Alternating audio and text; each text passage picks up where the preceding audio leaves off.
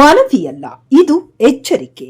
ಧಾರವಾಡ ಜಿಲ್ಲೆಯ ಕುಂದಗೋಳ ತಾಲೂಕಿನ ಮೆತ್ತಿಘಟ್ಟಿ ಗ್ರಾಮದ ಮುರಾರ್ಜಿ ದೇಸಾಯಿ ವಸತಿ ಶಾಲೆಯಲ್ಲಿ ಸರ್ಕಾರದ ಅನ್ನಭಾಗ್ಯ ಯೋಜನೆಗೆ ಸಂಬಂಧಿಸಿದ ಗಂಭೀರ ಅಪರಾಧ ದಾಖಲಾಗಿದೆ.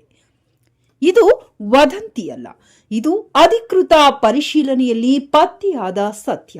ಡಿಸೆಂಬರ್ 12ರಂದು ಕುಂದಗೋಳ ತಹಶೀಲ್ದಾರರಾದ ರಾಜು ಮಾವರಕರರ ದಿಢೀರ್ ಪರಿಶೀಲನೆಯಲ್ಲಿ ಕೆಎಫ್ಸಿಎಸ್ಸಿ ಗೋದಾಮಿನಿಂದ ಸರಬರಾಜಾದ ತಲಾ 50 ಕೆಜಿ ತೂಕದ 78 ಅಕ್ಕಿ ಮೂಟೆಗಳು ನಾಪತ್ತೆಯಾಗಿರುವುದು ದೃಢಪಟ್ಟಿದೆ. ಇದು ಕೇವಲ ಅಕ್ರಮವಲ್ಲ, ಇದು ಸಾರ್ವಜನಿಕ ಹಣದ ದುರುಪಯೋಗ ಮತ್ತು ಮಕ್ಕಳು ಮೂಲಭೂತ ಹಕ್ಕಿನ ಉಲ್ಲಂಘನೆ ಇಲ್ಲಿ ಸ್ಪಷ್ಟವಾಗಿ ಕೇಳುತ್ತೇವೆ. ಅಕ್ಕಿ ಸ್ಟಾಕ್ ರಿಜಿಸ್ಟರ್ಗೆ ಯಾರು ಸಹಿ ಹಾಕಿದರು? ಭೌತಿಕ ಸ್ಟಾಕ್ ಪರಿಶೀಲನೆಗೆ ಯಾವ ಅಧಿಕಾರಿ ಜವಾಬ್ದಾರರು? ಪರಿಶೀಲನೆ ಮಾಡದೆ ಯಾರು ಕಣ್ಣು ಮುಚ್ಚಿದ್ದರು? ಪ್ರಿನ್ಸಿಪಾಲ್, ವಾರ್ಡನ್ ಮಾತ್ರವಲ್ಲ, ಮೇಲಧಿಕಾರಿಗಳ ಜವಾಬ್ದಾರಿಯೂ ಈ ಪ್ರಕರಣದಲ್ಲಿ ತಪ್ಪಿಸಿಕೊಳ್ಳಲು ಸಾಧ್ಯವಿಲ್ಲ. ಕಾನೂನು ಸ್ಪಷ್ಟವಾಗಿದೆ.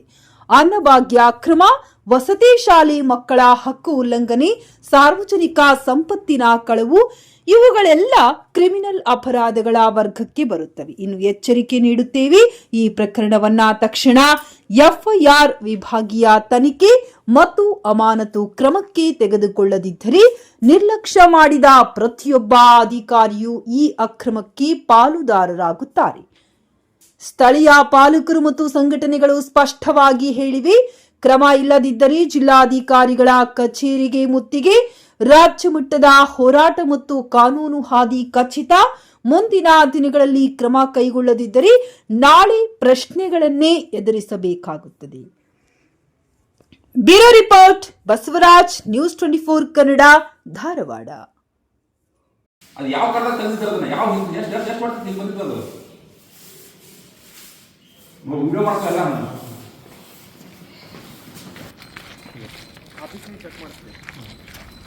ಇಷ್ಟೊಂದು ದೊಡ್ಡ ಫಿಲ್ಮಾಯಿಸಿದಾಗ ನಿಮ್ಗೆ ಒಂದು ಇರ್ಲಿಕ್ಕೆ ಒಂದು ರೂಮ್ ಸಿಗಲ್ಲ ಎಲ್ಲಿ ನಿಮ್ಗೆ ಸಿದ್ದು?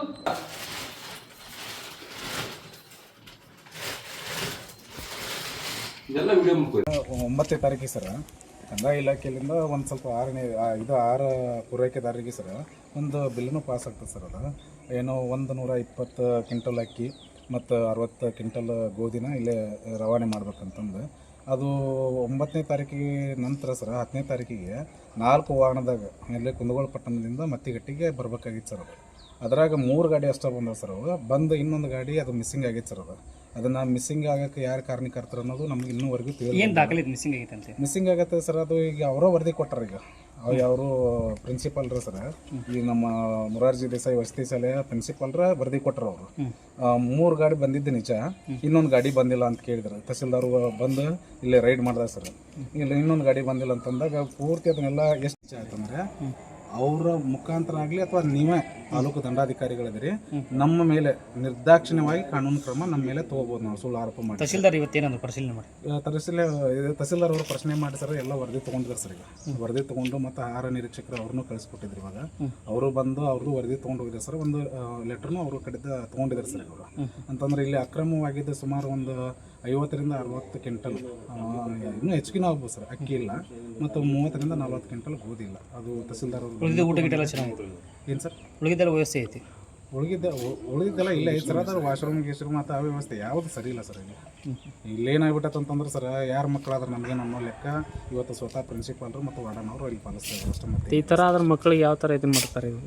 ಏನು ಈಗ ನಾವು ಎಷ್ಟೋ ಸಾಮಾಜಿಕವಾಗಿ ಸುಧಾರಣೆ ಆಗಬೇಕು ಪ್ರತಿಯೊಂದು ವಸತಿ ಶಾಲೆಗಳು ಮತ್ತು ಅಲ್ಲಿರ್ತಕ್ಕಂಥ ಆಡಳಿತ ಸೆಕ್ಷನು ಮತ್ತು ಅಲ್ಲಿ ವಿದ್ಯಾರ್ಥಿಗಳು ಕೂಡ ಅನುಕೂಲ ಆಗ್ಬೇಕಂತಂದು ಎಷ್ಟೋ ನಾವು ಹೋರಾಟ ಮಾಡೋದು ಕೂಡ ಏನು ಬರ್ತಾರೋ ಹೋಗ್ತಾರ ಅನ್ನೋಂಥದ್ದು ಒಂದು ಮನಸ್ಥಿತಿ ಅವ್ರ ಕಡೆ, ಅಸಡ್ಡೆ ಮನಸ್ಥಿತಿ ವಾರ್ಡನ್ ಅವರಿಗೆ ಮತ್ತು ಪ್ರಿನ್ಸಿಪಾಲ್ರಿಗೆ ಎಲ್ಲೇ ಹೋದರೂ ಕೂಡ ಇಂಥ ವಸತಿ ಶಾಲೆ ಸರ್ ಅಕ್ಕಿ ಅಕ್ರಮ ಕಳಸಂತೆಲ್ಲ ಮಾರಾಟ ಆಯ್ತು ಅನ್ನೋ ಆರೋಪ ಕೇಳಿ ಬಂದಿತ್ತು. ತಾವು ತನಿಖೆ ಮಾಡಿದ್ರಿ ಸರ್, ಏನಾಯ್ತು ಸರ್ ಅದು? ಹೌದು, ನಮಗೂ ಒಂದು ದೂರ ಬಂದಿತ್ತು. ಏನು ನಮ್ಮ ಗೋಡೌನಿಂದ ಏನು ಅಷ್ಟು ಅಕ್ಕಿ ಹೋಗ್ಬೇಕಾಗಿತ್ತು. ಸುಮಾರು 4 ಗಾಡಿಗಳೆಲ್ಲ ಅಕ್ಕಿ ಹೋಗಬೇಕಾಗಿತ್ತು. ಅದರಲ್ಲಿ 3 ಗಾಡಿಗಳು ಮಾತ್ರ ಹೋಗಿದೆ. ಒಂದು ಗಾಡಿಯದು ಅಕ್ಕಿ ಸುಮಾರು 80 ಚೀಲಗಳಷ್ಟು ಅಕ್ಕಿ ಹೋಗಿಲ್ಲ ಅಂತೇಳಿ ನಮಗೇನು ಕಂಪ್ಲೇಂಟ್ ಬಂತು. ಆ ಪ್ರಕಾರವಾಗಿ ನಾವು ಸಹ ತನಿಖೆ ಮಾಡಿದಾಗ ಸುಮಾರು 78 ಚೀಲಗಳಷ್ಟು ನಮಗೆ ವ್ಯತ್ಯಾಸ ಕಂಡುಬಂತು. ಎಷ್ಟು ಇರಬೇಕಾಗಿತ್ತು ಅಷ್ಟು ಇರಲಿಲ್ಲ. ಹಾಗಾಗಿ ನಾವು ಅದನ್ನು ಸ್ಥಳ ಪರಿಶೀಲನೆ ಮಾಡಿ ಅಲ್ಲಿ ನಾವು ಫುಡ್ ಇನ್ಸ್ಪೆಕ್ಟ್ರು ಮತ್ತು ನಮ್ಮ ಸಿಬ್ಬಂದಿಯನ್ನು ಕರ್ಕೊಂಡು ಹೋಗಿ ಚೌಕಾಶಿ ಮಾಡಿದಾಗ ಈ ವಿಷಯ ನಮಗೆ ಬಯಲಾಯಿತು. ಆ ಸಂದರ್ಭದಲ್ಲಿ ಅಲ್ಲಿ ನಿಲಯ ಪಾಲಕರು ಸಹ ಇರಲಿಲ್ಲ. ಅವರು ರಜೆ ಹಾಕಿದ್ದಾರೆ ಅಂತೇಳಿ ನಮ್ಗೆ ರಜೆ ಚೀಟಿಯಿಂದ ಗೊತ್ತಾಯಿತು.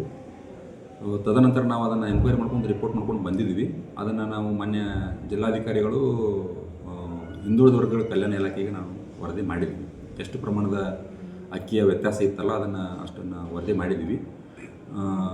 ತದನಂತರ ಅದು ನಾವು ನಮ್ಮ ಮಾನ್ಯ ಉಪವಿಭಾಗಾಧಿಕಾರಿಗಳಿಗೆ ಮತ್ತು ಮಾನ್ಯ ಜಂಟಿ ನಿರ್ದೇಶಕರು ಸಮಾಜ ಕಲ್ಯಾಣ ಇಲಾಖೆಗೆ ಮತ್ತು ಮಾನ್ಯ ಜಿಲ್ಲಾಧಿಕಾರಿಗಳಿಗೂ ಸಹ ಒಂದು ಪ್ರತಿಯನ್ನು ಕಳಿಸಿದ್ದೀವಿ. ಅವರ ಮೇಲೆ ನೇರವಾಗಿ ಅವರು ನಮಗೆ ಆ್ಯಕ್ಷನ್ ತೊಗೊಳಕ್ಕೆ ಬರಲ್ಲ. ಅದಕ್ಕೆ ಅವರು ಮೇಲಾಧಿಕಾರಿಗಳು ಇರ್ತಾರೆ ಶಿಸ್ತು ಕ್ರಮ ತೆಗೆದುಕೊಳ್ಳೋಕ್ಕೆ. ನಮ್ಮ ವರದಿ ಆಧಾರ ಮೇಲೆ ಅದು ಆಗ್ತದೆ. ಹಾಗಾಗಿ ನಾನು ಏನು ಅದು ವ್ಯತ್ಯಾಸ ಇತ್ತು ಅದನ್ನು ವರದಿ ಮಾಡಿದ್ದೀನಿ. ಅವ್ರ ಮೇಲೆ ಶಿಸ್ತು ಕ್ರಮವನ್ನು ಅವರೇ ಮಾನ್ಯ ಜಿಲ್ಲಾಧಿಕಾರಿಗಳು ಹಿಂದುಳಿದ ವರ್ಗ ಕಲ್ಯಾಣ ಇಲಾಖೆಯವರು ಅವರ ಕ್ರಮ ತೆಗೊಳ್ತಾರೆ. ಎಷ್ಟು ಅಕ್ಕಿ ಎಷ್ಟು ಗೋಧಿ ಸರ್?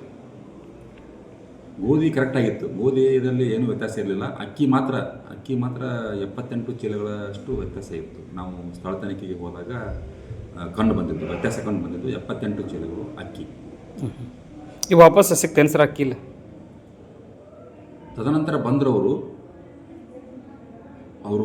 ಅದೇನೋ ಗಾಡಿ ಕೆಟ್ಟಿತ್ತು ಅಂತೇಳೇನೋ ಒಂದು 2 ದಿವಸದ ನಂತರ ಬಂದರು ಅವರು. ಆದರೂ ನಾವು ಸ್ಥಳ ತನಿಖೆಗೆ ಹೋದಾಗ ಎಷ್ಟು ಇರಬೇಕಾಗಿತ್ತು ಅಷ್ಟು ಇಲ್ಲ ಅಂತೇಳಿ ಮಾತ್ರ ನಾವು ರಿಪೋರ್ಟ್ ಮಾಡಿದ್ವಿ. ತದನಂತರ ಬಂದಿದೆ ಅಂತ ಹೇಳ್ತಾರೆ. ನಾನು ನಂತರ ಹೋಗಿಲ್ಲ. ಅವರೇ ಬಂದು ಹೇಳಿದ ಪ್ರಕಾರ ಈಗೆಲ್ಲ ಸರಿ ಇದೆ, ಅಕ್ಕಿ ಎಲ್ಲ ಸರಿ ಇದೆ ಅಂತಲೇ ಹೇಳಿದ್ದಾರೆ. ತದನಂತರ ಅದು ನಮಗೆ ಅದರ ಮಾಹಿತಿ ಇಲ್ಲ. ನಾವು ಏನು ಸ್ಥಳ ತನಿಖೆಗೆ ಹೋದಾಗ ಎಷ್ಟು ಇರಬೇಕಾಗಿತ್ತು ಅಷ್ಟು ಇಲ್ಲ ಅಂಥೇಳಿ ನಾವು ಅದನ್ನು ವರದಿ ಮಾಡಿದ್ವಿ.